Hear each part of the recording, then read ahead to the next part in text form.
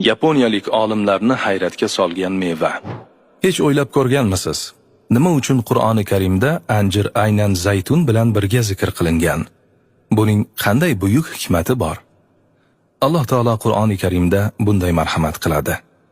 Anjir bilan qasam va zaytun bilan qasam. Tin surasi 1-2 oyatlar.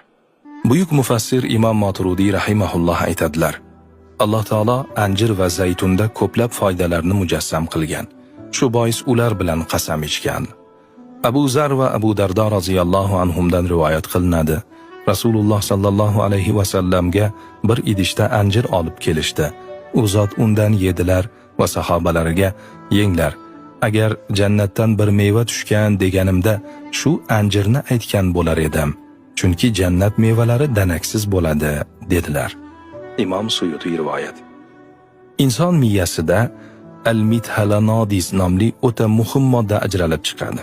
U inson sog'lig'i, ayniqsa farzand ko'rish va jinsiy salomatlik uchun katta ahamiyat kasb etadi.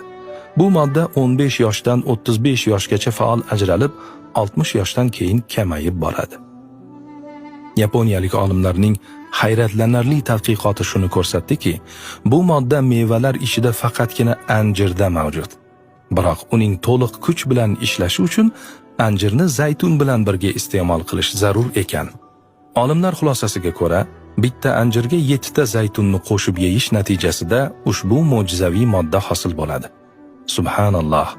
Qur'oni Karimda ham anjir so'zi roppa-rosa 1 marta, zaytun so'zi esa aynan 7 marta zikr qilingan. Shifokorlarning ta'kidlashicha, bu ikki mevani qo'shib yeyish qondagi xolesterinni kamaytiradi va qonni suyultiradi. Tarkibidagi fitsin fermenti tufayli tromblar hosil bo'lishining oldini oladi. Qarilik alomatlarini sekinlashtirib, tanaga yuksak quvvat bag'ishlaydi. Yurak va jigarni baquvvat qiladi. Hatto saraton hujayralari rivojlanishini to'xtatadi. Buyuk bobomiz Ibn Sino ham anjirni yurak o'ynashi va jigar xastaliklariga qarshi bosh davo sifatida qo'llagan.